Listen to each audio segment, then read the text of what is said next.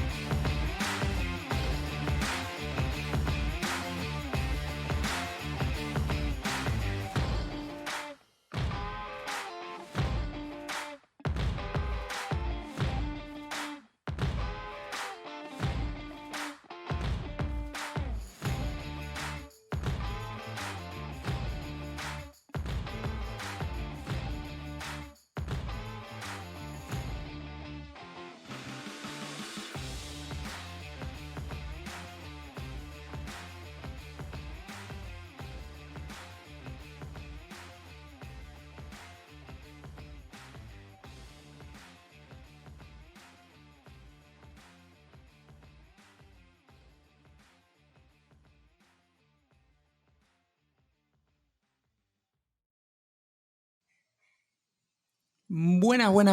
Buenos días, buenas tardes, buenas noches, donde sea que estén. Bienvenidos a otro episodio de Conversaciones con Impacto, este podcast donde entrevistamos emprendedores, inversores, académicos, líderes y referentes acerca de innovación, emprendimiento e impacto en Latinoamérica. A través de estas charlas, de estas conversaciones, acompañamos a todos estos referentes en su camino y nos llevamos básicamente aprendizajes, qué pudieron haber hecho mejor, fuentes de inspiración y mejores prácticas para lograr la transición sostenible. Les quiero contar que desde ahora pueden comenzar a apoyar este podcast para ayudarnos a generar más y mejor contenido. Esto lo pueden hacer ingresando en www.impactlatam.co/podcast. Y ahí hacen clic en Quiero apoyar. De esa manera nos van a estar ayudando a mí y a todo el equipo a poder seguir trayendo más y más referentes y acelerando y acompañando esta conversación de la nueva economía. También les pido que si les gustó este podcast, nos dejen una reseña, un review, una calificación básicamente en cada una de las plataformas donde escuchan este podcast y de su preferencia. Bueno, muy bien. El día de hoy tengo el gran gusto y honor también de conversar con Alejandro Trujillo.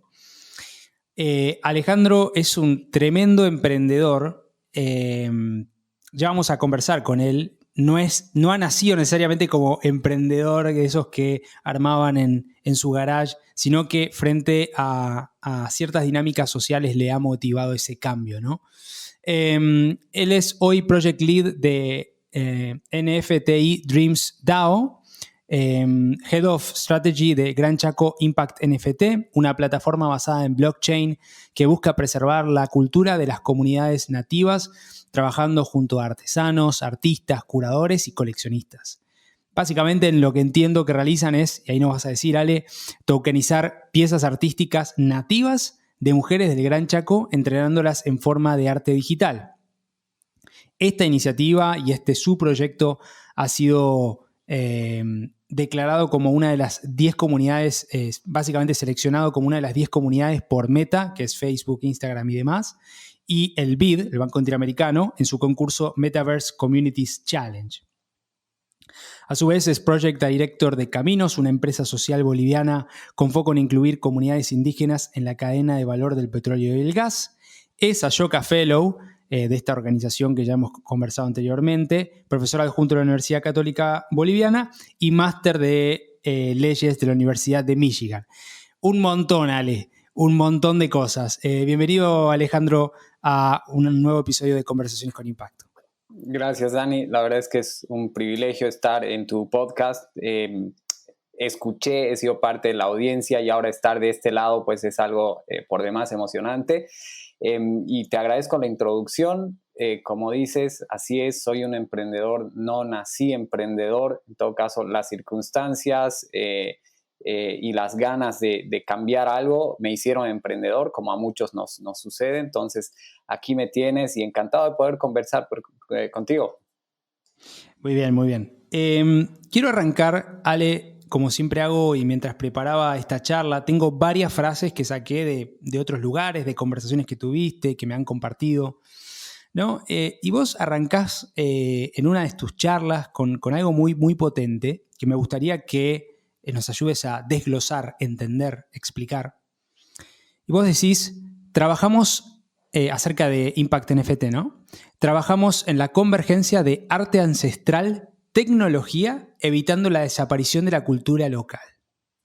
¿Qué significa esto? Sí, creo que es el elemento que yo le llamo el momento ajá que tuve para solucionar un problema, ¿no? que venía de justamente eso, la pérdida de la cultura. Mira este dato, cada 15 días se pierde un activo cultural en el mundo, ¿no? Esta es una tendencia que se está dando cada vez más vertiginosamente. Entonces, y esa frase que mencionas es un statement de un poco mostrar que podemos utilizar la tecnología que se viene vertiginosamente sobre nosotros, ¿no? Algunos nos asustan, nos atemoriza, como lo que está pasando con la inteligencia artificial ahora. Y nuestro statement es hey, las comunidades nativas, ¿sí? Comunidades que no necesariamente hablan inglés, español, están utilizando tecnología blockchain, ¿no? Para proteger su cultura. Entonces, es un desafío también y un llamado a nuestro ecosistema, entre inversionistas, otros partners institucionales, las mismas comunidades, a decirles, protejamos nuestra cultura juntos con tecnología. Qué interesante esto que decís, Ale, porque justamente esa es una de las cosas que me había notado, ¿no? Porque vos hablas de lo rural, ¿no? También en algún punto. Sí. Primero esto que decís, ¿no? Como que se pierde un conocimiento. Cada 15 días creo que dijiste, ¿no? Eso es... Hay que documentarlo ya, hay que encontrar la forma de preservarlo, como lo que primeramente me surge, y es cómo a través... Y explícame a mí y a la audiencia, que quizá no sabe lo que es blockchain, no sabe lo que es un NFT, un non-fungible token, ¿no? Como arranquemos desde ahí, como para entender cómo a través de esta tecnología, que muchas veces se sienta en algo diametralmente opuesto, cuando uno habla de emprendimiento rural, ¿no? Está ayudando a cuidar, preservar, salvar esta cultura, estas expresiones, manifestaciones de arte. Claro que sí. Bueno, mira, como la tecnología blockchain bueno, se conceptualiza como un gran fichero, un gran libro descentralizado de registro. Básicamente esa es la tecnología y la utilidad, el uso que le demos es diverso. Entre sus principales casos de uso están los NFTs, los tokens no fungibles, que son justamente eso, tokens creados o pedazos de información que son registrados en la blockchain, ¿no? Y que son inmutables, descentralizados, transparentes, ¿verdad? Todas las propiedades que les da la blockchain. Básicamente, la virtud de la blockchain es que es un sistema no basado en confianza. ¿A qué se refiere esto? Que no depende de un tercero, ¿verdad?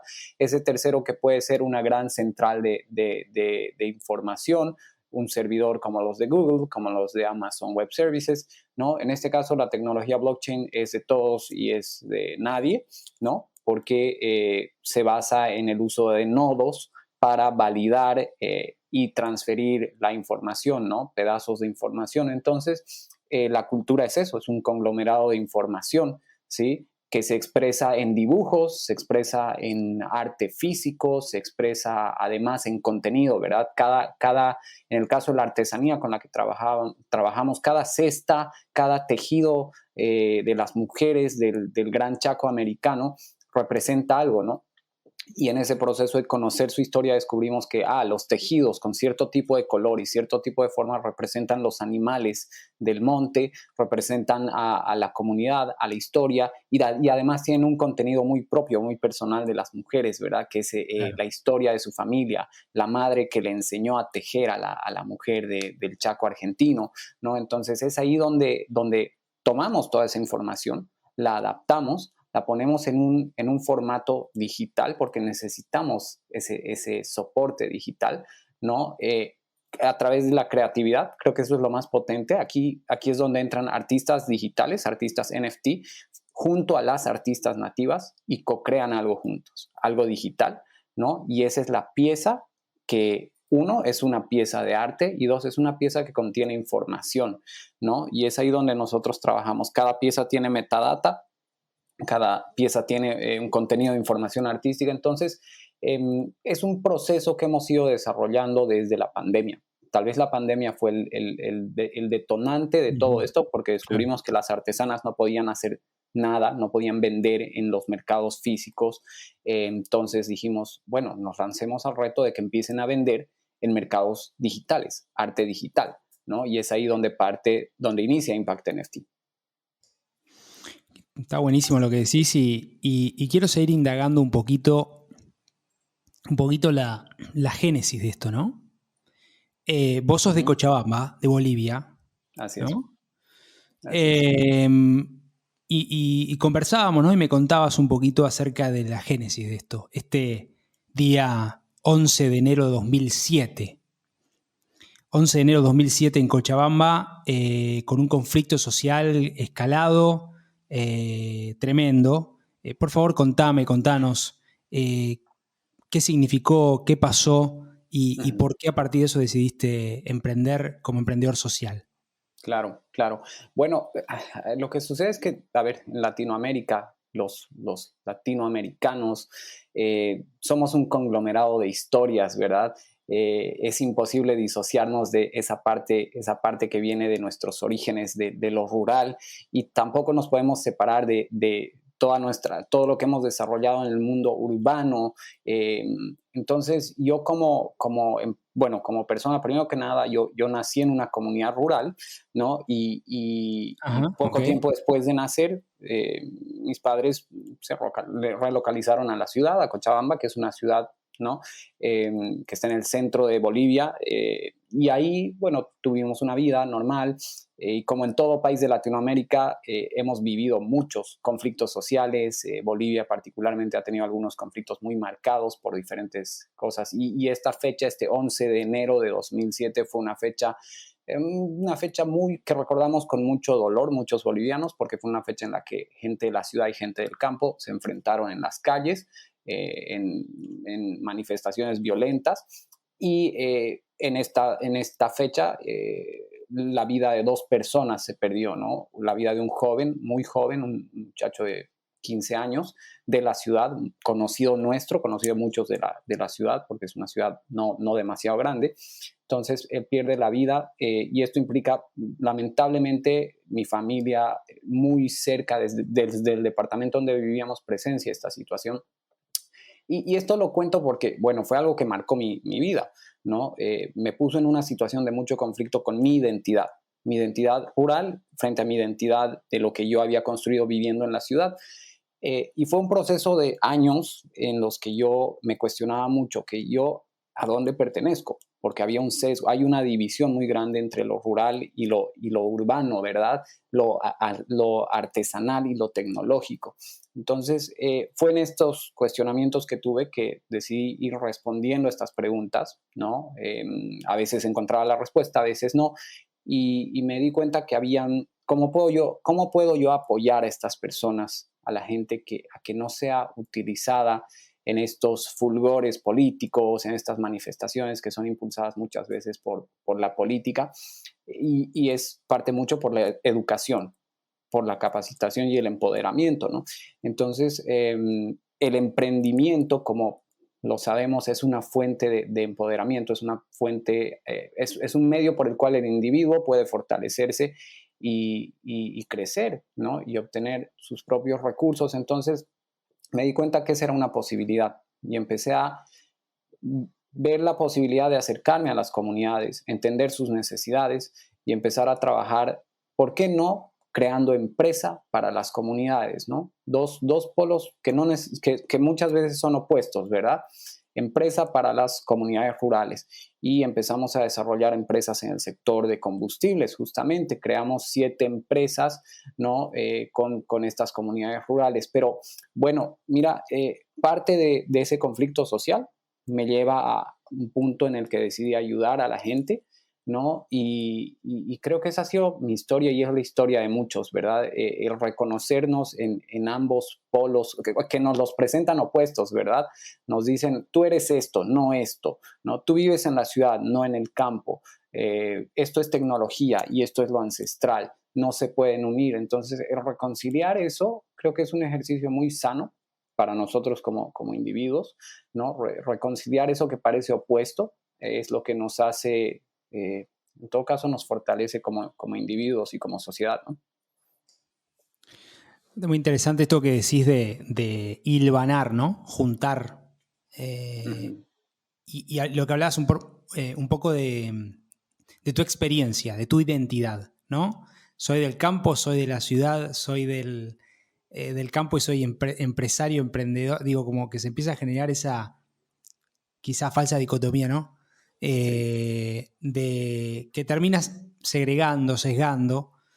Y es muy interesante eso, ¿no? De poder unir y este trabajo que hiciste vos, entendiendo las comunidades de las cuales vos ya salías, digamos, ya salías de ahí. No es que era algo nuevo que tenías que introducirte, obviamente la problemática y un montón de cosas del cómo, pero ya respirabas esa necesidad, ese dolor muchas veces, ¿no? Como se habla de este tema. Así que me parece fenomenal. Quiero moverme, Ale, un poquito ya sí y si puedes contar un poquito de Caminos con doble N, tu empresa social, que contaste que hicieron 7 estaciones de servicio, no, perdón, 7 Sí. empresas, no sé si son Ujú. 7 estaciones de servicio, en lugares donde no había, donde el Estado estaba ausente, donde la gente tenía que... contame un poquito cómo fue ese proceso. Me imagino que la gente primero, quizá alguno no te recibía con tanta amistad, ¿no? Ujú. Sí. Contame un poquito cómo fue ese cómo y finalmente lo que lograron. Sí, sí, es así, es así. Es el proceso de emprender es salir de nuestra área de confort, arriesgarnos y en algunos casos entrar en ambientes en los que puede haber hostilidad, ¿no? Pero en mi caso fue así. Yo estaba trabajando como abogado corporativo en una firma. Yo veía temas de propiedad intelectual, temas de corporaciones, de constituciones de empresas, gobierno corporativo y demás.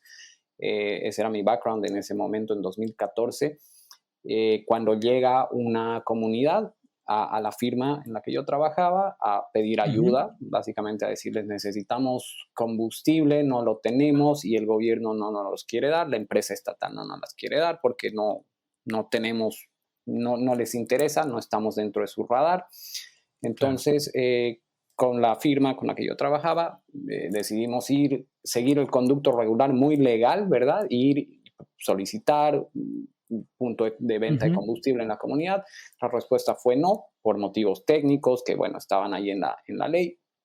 Y es ahí donde yo empiezo a cuestionarme de nuevo esto de que, ok, esta gente necesita ayuda, el gobierno no lo hace, en algún momento esta gente va a venir y va a protestar o simplemente se va a relocalizar y va a ser parte de ese conglomerado de gente del campo que se va a la ciudad y se dedica a actividades informales y bueno, y es un círculo vicioso. Entonces decido un poco indagar y me reúno con la gente, con el liderazgo de esa comunidad y empezamos a hablar y me dicen, bueno, necesitamos esto, recorremos 150 kilómetros para cargar gasolina y tenemos que volver a nuestra comunidad a usar esa gasolina. Entonces, de hecho, ya la gasolina nos cuesta más solo por ese recorrido que hacemos, ¿no? Y eso es una suerte de impuesto a la pobreza, ¿verdad? Al pobre le cuestan más los servicios por el hecho de ser pobre. Y esa es una realidad muy dura que vivimos. Entonces, mira qué es lo que sucede. Empiezo a pensar un poco fuera de la caja y digo, ok, ¿qué es lo que me pide el gobierno? Me pide que una empresa sí puede construir una estación de servicio. En Bolivia las estaciones de servicio son reguladas, son muy vigiladas, es muy complejo tenerlas, ¿no? Ujú. También el costo es superior, entonces empiezo a indagar un poco, a hacer un business plan muy empíricamente en esos tiempos y empiezo a darme cuenta que sí era algo muy difícil de hacer para una comunidad. Em, bueno, empiezo a pensar, ¿y qué sucede si toda la comunidad se une y hace una suerte de fundraising dentro de la comunidad y vemos que Claro. obtenemos algo? Y lo que más tienen las comunidades son tierras, ¿no? Tienen extensiones de kilómetros que el gobierno se los ha dado. Entonces, bueno, la tierra al final es un bien, puede ser una garantía para un banco. Y empezamos un proceso bastante largo de 18 meses de indagar e investigar cómo podíamos hacer empresa para una comunidad, que era una comunidad que estaba por debajo de la línea de pobreza, ¿no? Ujú. Fue un proceso muy, muy complejo, que en algunos momentos yo decía, esto no va más, la comunidad también, porque imagínate decirle a una comunidad, bueno, este proyecto les va a costar $500,000, ¿no? Más o menos lo que cuesta una estación de servicio, ¿no? Les va a costar $500,000, entonces hagamos. Ellos no entendían, no dimensionaban lo que era $500,000, entonces tuvimos que acomodarlo a su lenguaje, hablar de una base de ahorro, hacer un ahorro colectivo, comunitario. Logramos llegar a menos de un 5% eh, de ese monto en una comunidad de 125 familias, ¿no? Había tierra, entonces constituimos una empresa, emitimos acciones para toda la comunidad y fuimos al banco, ¿no? A pedir un crédito. A pedir un crédito con la garantía de tierras, con un proyecto de negocio, con algo de capital y el banco obviamente se negó, ¿no? Entonces, estos fenómenos de discriminación institucionalizada que empiezan a aparecer, ¿no? Fue mi primer contacto con eso. Tuvimos que hacer un reclamo ante la autoridad del sistema financiero, la autoridad nos dio la razón y terminaron abriéndole la cuenta a la empresa de la comunidad. Ujú. Aún así, tardamos mucho en que empiece a construirse, se construyó. Bueno, de forma resumida, en 18 meses construimos la estación de servicio, algo muy pequeño, muy rústico si quieres, y empezó a bombear. Y había necesidad, entonces había un mercado, no solo de esa comunidad, sino de 8 comunidades que estaban alrededor. Entonces empezó a Claro. vender, empezó a ganar dinero y empezó a pagar su crédito con el banco y eventualmente tuvo ganancias. ¿Sí? Y fue algo muy interesante porque ellos, además de sus ganancias del día a día, de lo que ellos se dedicaban, agricultura, transporte, comercio informal, empezaron a ganar de la empresa utilidades, a lo que tampoco conocían y en su momento se dio. ¿Qué hacemos con nuestras ganancias? Y ahí entró el componente, tal vez empezamos a pensar un poco más en cómo podemos darle forma a esto para que escale, ¿no?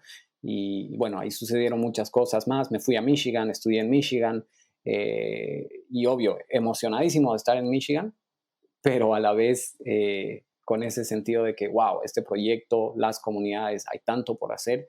Entonces, me gusta decirlo, el momento en que estuve más lejos de mi país en ese momento fue cuando me sentí más cerca de mi gente, ¿no? Porque no dejaba de pensar en las comunidades, en qué es lo que se podría hacer, ¿no? Y a veces las cosas se alinean. Yo conocí a un profesor en la Escuela de Negocios de Michigan, Ted London, una persona muy reconocida en el mundo del emprendimiento social, y él me introdujo a el emprendimiento para la base de la pirámide.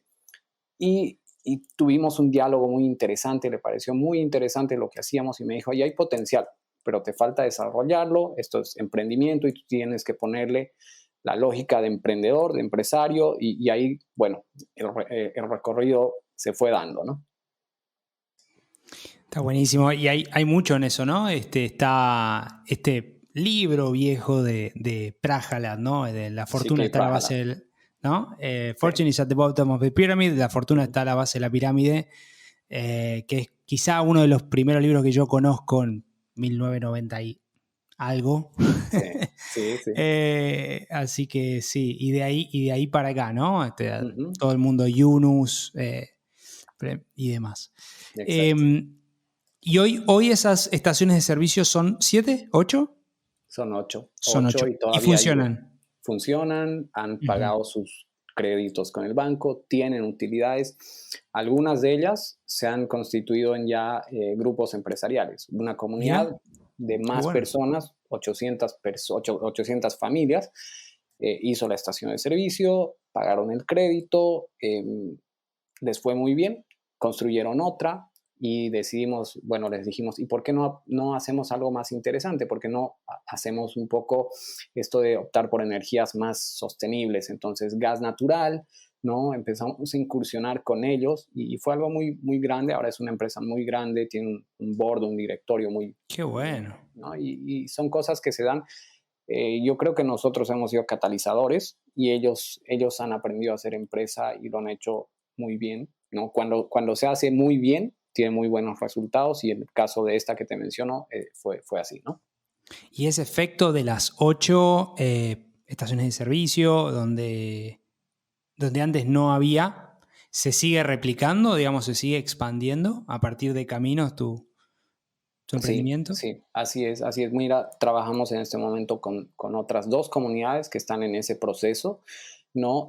Los tiempos cambian y tampoco es que las estaciones de servicio son la panacea y le van a solucionar la situación a todas las comunidades del país. El modelo tiene que ir evolucionando, ¿no? Las Sí, energías claro. mismas, ¿no? Los Con combustibles paneles fósiles. solares, etcétera. Sí. Exacto, exacto, ¿no? Entonces, es ahí. Obviamente, ya creo que es importante sacar conclusiones, es decir, desentrañar un poco más las conclusiones y qué desarrollamos nosotros, cuál es tal vez un componente muy valioso de nuestro know-how, un modelo de gobernanza descentralizado de comunidades en el que una comunidad de 900 personas puede formar una sociedad y pueden hacer empresa de forma muy responsable y transparente. Entonces, el modelo de gobierno que hemos descubierto lo hemos llevado a otros escenarios, como es el de la blockchain, y lo hemos ido Claro. replicando, ¿no? Interesante, Alejandro. Estamos conversando con Alejandro Trujillo. Él es, entre muchos otros roles, Head of Strategy, Gran Chaco Impact NFT, del cual vamos a hablar ahora, y también Project Director en Caminos, una empresa social.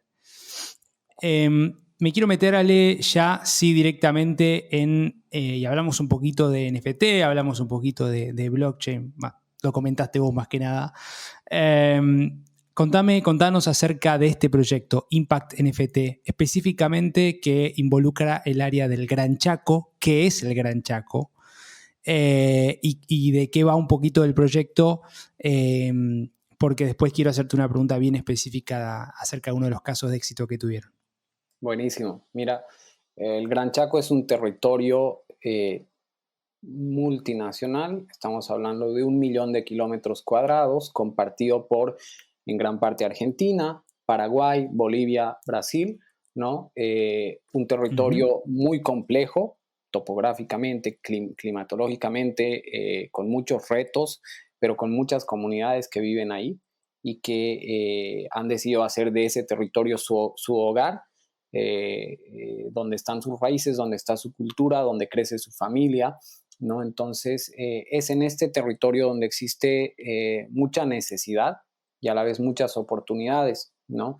Nosotros identificamos al Gran Chaco en su momento gracias a la convocatoria de un conglomerado de organizaciones, entre esas el BitLab, Fundación Avina, eh, Fundación Gran Chaco en Argentina, Grupos Uno en Paraguay y otras tantas, Fundación Nativa también en Bolivia, hacen una convocatoria de innovación como respuesta a la situación que se estaba generando por la pandemia.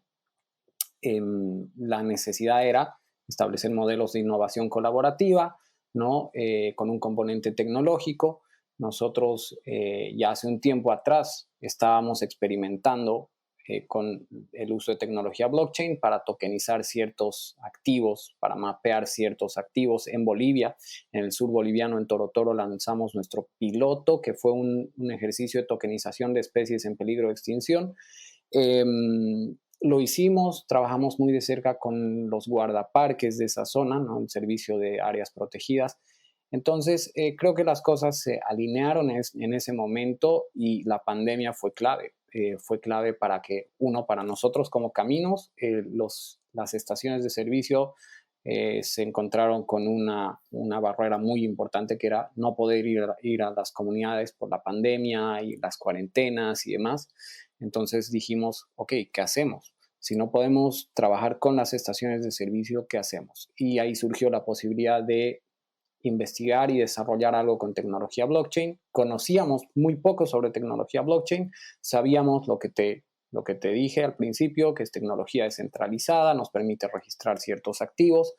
Entonces empezamos a indagar y descubrimos que la vértice de los NFTs, como la posibilidad de vender arte digital, ¿verdad? Los NFTs los asociamos automáticamente a arte digital, arte que se está vendiendo, que se estuvo vendiendo por valores muy elevados hasta hace un Sí, tiempo, tremendo. ¿no? Discutiblemente grandes. Sí, sí, exacto, una locura. Y es ahí donde empezamos a un poco, accedemos a esta convocatoria por invitación de nuestros directores, presentamos un proyecto, lo discutimos por unos meses, idas y vueltas, y nos dicen vamos adelante con la innovación de NFTs en el Gran Chaco, ¿no? Y es ahí donde empezamos a desarrollar un proceso muy, pero muy interesante que nos ha dejado muchísimos aprendizajes absolutamente a todas las organizaciones, a las comunidades, ¿no? Ante todo nos ha hecho una red muy fuerte de organizaciones bueno, actualmente sigue creciendo, ¿no? Muy bien. Y ahí, a ver, básicamente toman estas expresiones artísticas, ¿no? Que pueden ser, no sé, dibujos, pinturas, mismo obras, y las tokenizan, ¿no? Les ponen disculpa mi interpretación generalizada, pero como un número de serie, ¿no? Básicamente en blockchain. Y uno de sus casos de éxito es que una de esas piezas de arte, corregime si me equivoco, fue vendida por $10.000 Sí, es correcto. a partir de este proyecto, lo cual me parece tremendo. Me parece tremendo. Y en este caso tremendamente hermoso. En otros casos te puedo decir tremendamente polémico en otro contexto, pero aquí realmente tenés mujeres que hicieron una obra y que esa obra, gracias a tu tecnología, gracias a tu emprendimiento, tu innovación, uniste puntas y se vendió por $10.000. ¿Cómo fue eso? Sí, sí, fue un proceso. Primero que queríamos desafiar ciertos aspectos del mercado en ese momento, así temprano como lo vimos, el mercado NFT en el que salían series de 10.000 imágenes de monos, ¿verdad? Eso. de simio. A eso me refería. Sí, Boring Ape, ¿no? O algo así se llama. los Bored Ape, y se vendían a $500,000, 300,000, 200,000. Dijimos, ok, eso es lo que no queremos hacer, ¿no? No queremos comoditizar o generar una serie de piezas digitales hechas automáticamente, que las podemos hacer hoy más que nunca, estamos seguros de que se pueden hacer con inteligencia artificial. No queríamos hacerlo, queríamos generar procesos genuinos de co-creación, pero en un plano digital. Y para eso, inicialmente necesitábamos que artistas digitales y artistas nativas se sienten en la mesa eh, o conectadas a través del Internet y empiecen a dialogar y a co-crear arte. Entonces fue un proceso increíble en el que nos encargamos de que las artistas nativas entren a las plataformas digitales y empiecen a conversar con artistas en NFT, y no nos quedamos ahí. Llevamos a los artistas NFT de España, de Bolivia, de distintas partes de Argentina, al Chaco americano, junto a un potencial coleccionista que se enamoró del proyecto y decidió viajar con nosotros al Gran Chaco, ¿no? Nuestro primer viaje al Chaco fue así, un montón de gente, y entramos a las comunidades. En Paraguay fue Cerritos, en Argentina fue Lomitas, en Formosa, y entramos a co-crear arte. Entonces, eso es lo que sí queríamos hacer. Co-creamos piezas de arte, pocas. Estamos hablando de una colección curada de 12 piezas, ¿no? Más una adicional, una sorpresa de una pieza que la fraccionamos en 40 pequeñas, y la presentamos como una colección de arte curada. Tenemos curadores de arte que participaron, como, bueno, tenemos a la fundadora de Matriarca, que es una tienda de arte nativo de Argentina, a la vicepresidenta de arte del Centro de Convenciones de Seattle. Tenemos un ecosistema muy interesante que estuvo observando y validando que esto es un proceso genuino de co-creación de arte. Co-creamos arte, le dimos colores, animación, sonido al arte físico, y generamos la colección. Una de las cosas que encuentro más fabulosas de esto que vos haces es unís puntas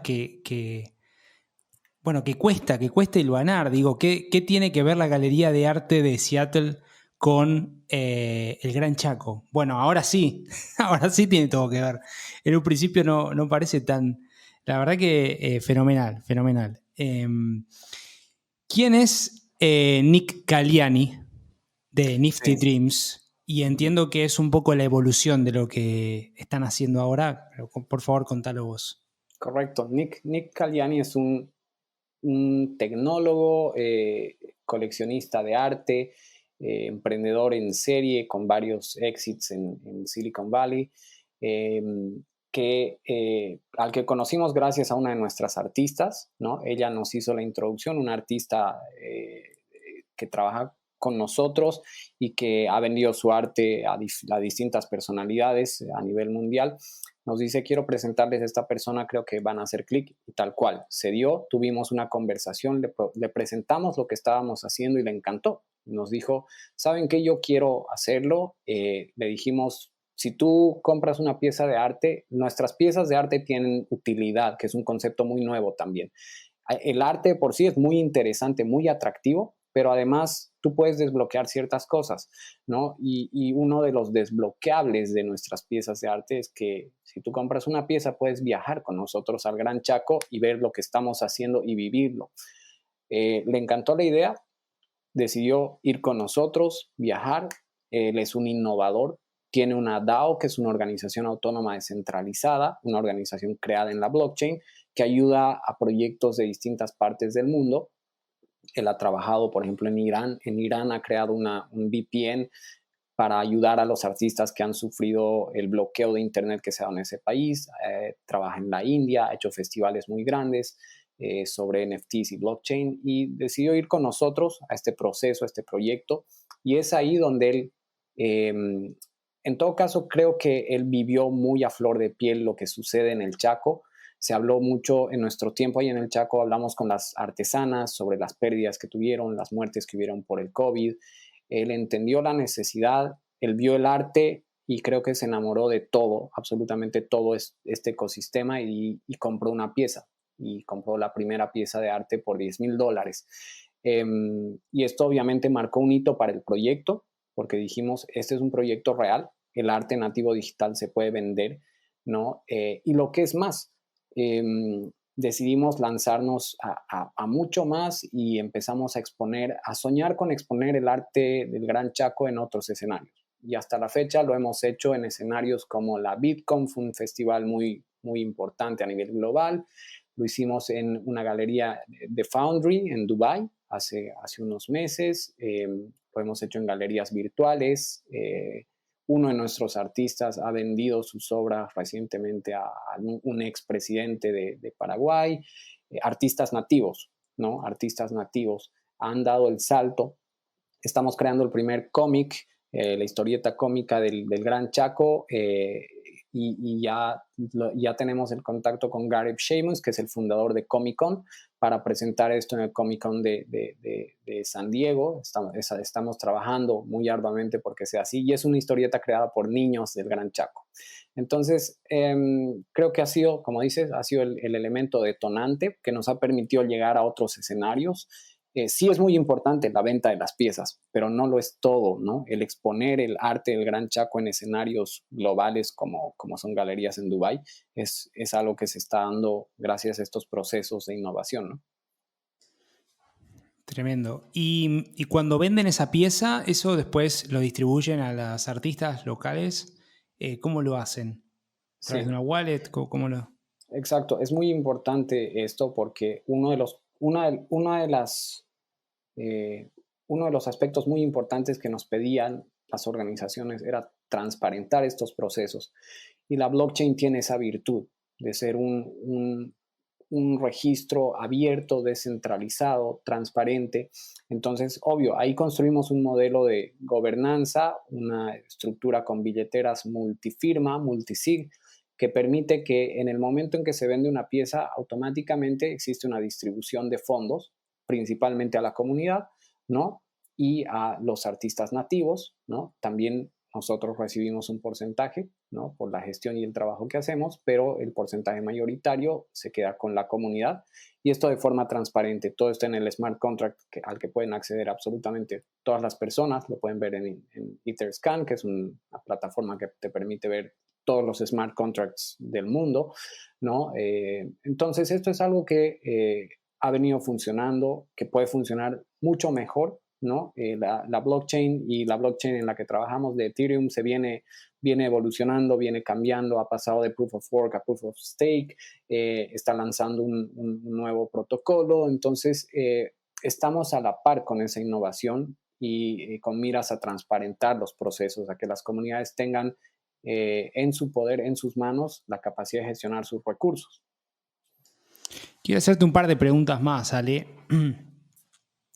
Dado la actualidad en el mundo cripto, vamos a decirle, sobre todo el mundo financiero, todo este tema que ha sucedido con FTX, etcétera, y la caída un poco, ¿no? de ese momentum cripto.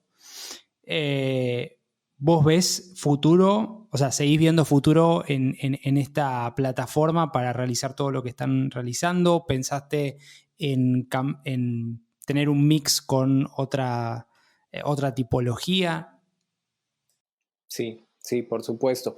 Veo un futuro muy diferente a lo que hemos visto hasta ahora. El periodo del hype, de la emoción, ha pasado. Se acabó ese periodo en el que tú creabas la obra de arte y la vendías en $65 millones, ¿no? Que fue un Qué artista lástima, me el la que lo perdí esa. hizo.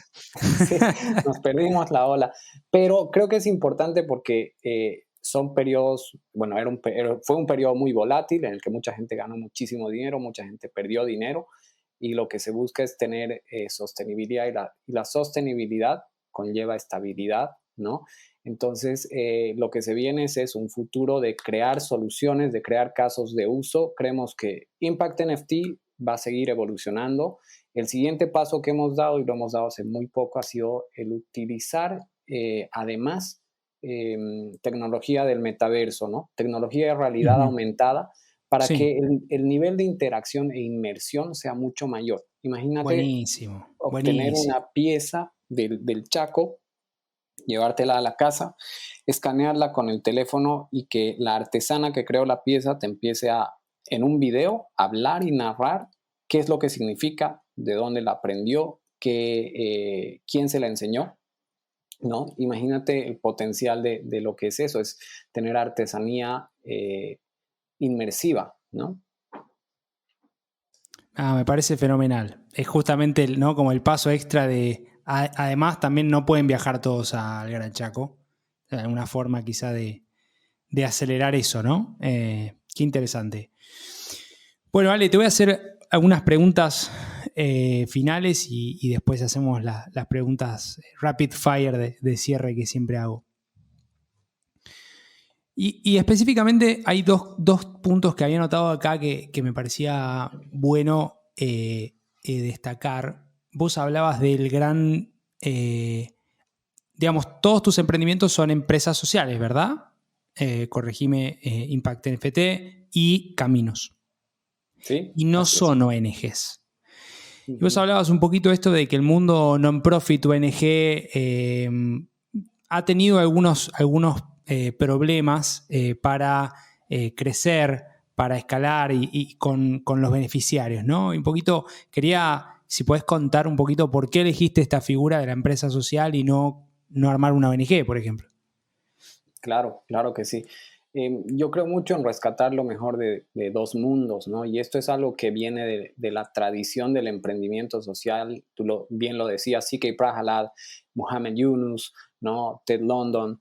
En su momento dijeron, ¿qué pasa si rescatamos lo mejor de dos mundos? Ese compromiso, transparencia social que viene de las ONGs y la capacidad de crecer y escalar financieramente las empresas. Me sonó mucho en algún momento, ese 2014, 2015, dije, ¿por qué no lo hacemos? ¿Por qué no creo algo así? Que por cierto, no hay un tipo de entidad específica en Bolivia que sea ese, que sea el adecuado, ¿no? Entonces implica adaptarte, implica crear organizaciones híbridas o trabajar muchas veces con dos organizaciones. Es lo que hacen muchas empresas. Ya creo a nivel Latinoamérica tenemos las empresas BIC, además tenemos la certificación Empresa B, ¿no? En Estados Unidos hay aún más empresas, más tipos de empresas, las Public Benefit Corporation y demás. Yo decidí optar por ese camino porque la visión era así, generar esa sostenibilidad en proyectos, esa transparencia que tienen las ONGs, pero a la vez escalar, porque en el Chaco solamente hemos trabajado con 2 comunidades, pero tenemos 40 comunidades mapeadas, ¿no? Entonces, ¿cómo escalamos, cómo crecemos, cómo nos mostramos transparentes y a la vez con un potencial de crecimiento para nuestros aliados, inversionistas? Es a través de un modelo híbrido, ¿no? Del modelo de la empresa social. Qué interesante. La verdad, muy bueno porque es acoplarse a lo que ya, digamos, a lo que hay, no hay reinvertir la rueda y también poder escalar. Que es el gran Así es. problema de muchas veces cuando se habla de escalar el impacto, ¿no? Esto es mucho del mundo Ashoka, ¿no? Muy particular lo que digo, pero bueno, también hay que escalar a nivel presupuesto y eso también tiene que acompañar. Sí. Eh, Bien, Ale, me parece fenomenal y también destacar como una cosa que decías, ¿no? Como que el futuro estaba en el campo, ¿no? O el futuro está en lo rural, que me parece fenomenal. Te voy a hacer las últimas 3 preguntas finales, como para ya ir cerrando esta conversación. Ujú. Ahí va. Si tuvieses que regalar un libro, serie o película a otra persona, ¿cuál sería y por qué? Ok, bueno, a ver, un libro. Depende del enfoque. Si se trata de un libro de Sí. superación y crecimiento personal, diría Salvaje de Corazón, de John Eldredge. Es un libro Ajá. que, en todo caso, como hombre me ha ayudado mucho a entender ese balance entre los opuestos, el campo y la ciudad, esa nuestra necesidad de estabilidad y Ajá, a la vez de aventura, ¿no? Es ajá. un muy buen libro. Si se trata de aprender un poco más sobre emprendimiento, me voy a los básicos, como decía C.K. Prahalad, La fortuna en la base de la pirámide. Creo que es un libro que es un clásico y ha sentado las bases para lo que tenemos ahora, ¿no? Buenísimo. Y esos dos los vamos a dejar en los links del episodio. Antes que me olvide, aquellos que les interese también ver temas de blockchain, pero para la regeneración pueden escuchar nuestro episodio con Rubén Altman de Anton.la. Creo que es el episodio número 17, si mal no recuerdo. Así que lo pueden ver también en la temporada, escuchar en la temporada 1. Si tuvieras que darte un consejo a vos mismo cuando tenías 15 años o estabas en la adolescencia, ¿cuál hubiese sido? Puede ser una frase de, bueno, dale para adelante, no pasa nada, más paciencia, lo que sea. Sí, creo que el consejo sería el que riega será regado. Una expresión bíblica que me hubiera gustado tenerla mucho más presente y la tengo presente ahora, y se trata de dar, dar, dar, dar, y en su momento lo necesario para que sigas dando va a volver. Bueno, buenísimo. Y un poco para cerrar, Ale, que lo mencionaste, pero ¿cómo ves ese futuro, no solo de tu organización, sino basado en esta tecnología y basado en todas las soluciones que ves y en el ecosistema de Bolivia, de Argentina y demás? ¿Cómo ves el futuro en 5 o 10 años de cómo puede evolucionar la zona de Gran Chaco, ¿no? Porque no solamente tú emprendimiento, seguramente hay otros y ojalá muchos más que están trabajando ahí. Así es, así es. Bueno, realmente es muy gratificante saber que hay muchas organizaciones, muchos emprendimientos, muchos organismos multilaterales que han puesto mucho énfasis en el Gran Chaco, en esta región impresionante, hermosísima, de gente maravillosa. Lo veo con mucho optimismo, con mucha esperanza. Hay retos de por medio. La actual situación global hace que las cosas estén más complicadas, pero la capacidad y la resiliencia de la gente, más ese componente innovador que le podemos poner a algunos emprendedores, algunos locos que decidimos así soñar en el futuro en el monte, Sí. en el campo, creo que las cosas se vienen a bien y es muy importante y el mundo va a tener que darle muchísima atención a eso, al campo, a lo rural, en muy pocos meses, ¿no?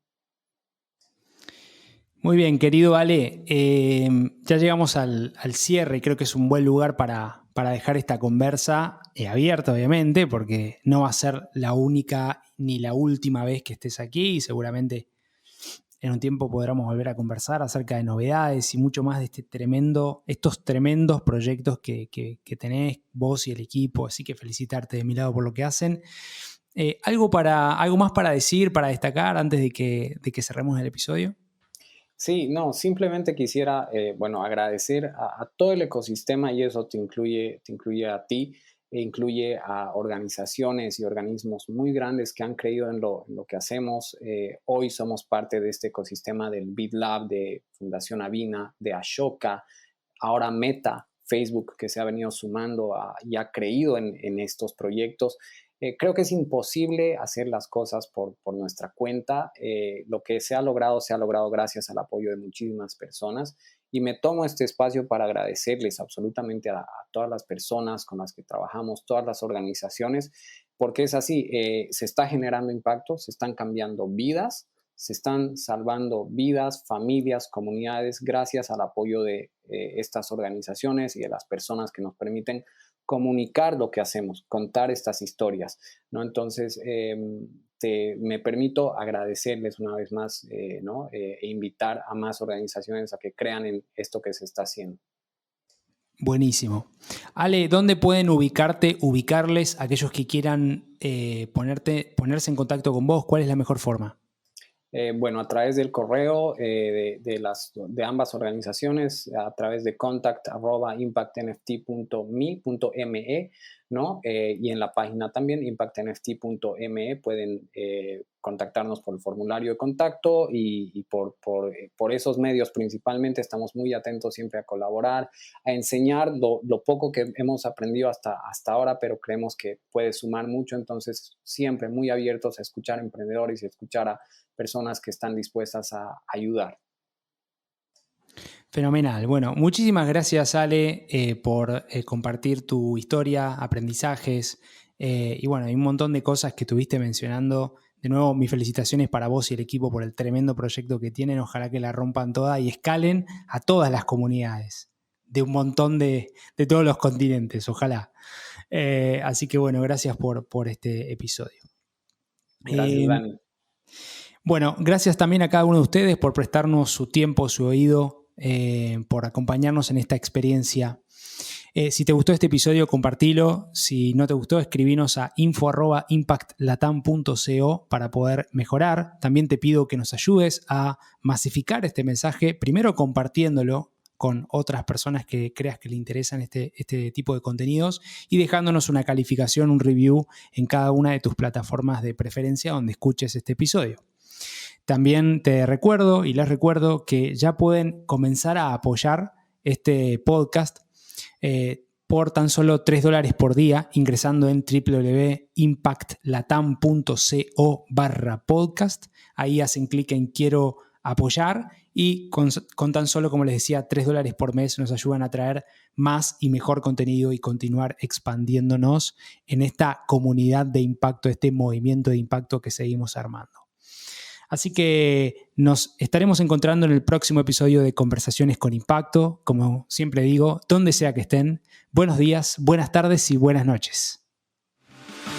Muchas gracias por sumarte a este nuevo capítulo de Conversaciones con Impacto. Te invito a sumarte a esta comunidad de hacedores que está cambiando el mundo.